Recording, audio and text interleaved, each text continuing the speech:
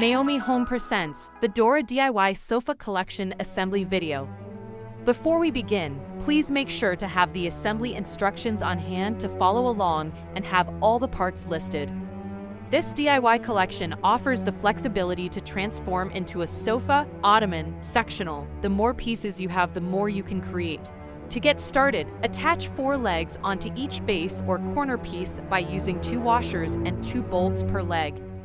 To connect the base and corner pieces with one another, place each piece in the desired location. Rotate the connector until it aligns with the other base or corner piece arrow. Push both pieces against one another. You will know that the connectors are locked in place when you hear the clicking sound.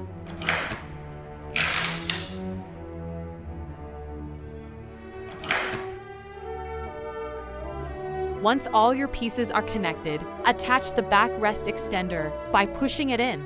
And there you have it. Now you know how to assemble and change up your pieces for the Dora DIY Sofa Collection. Thanks for watching.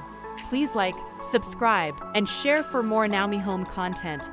You can find the product link and more in the description below.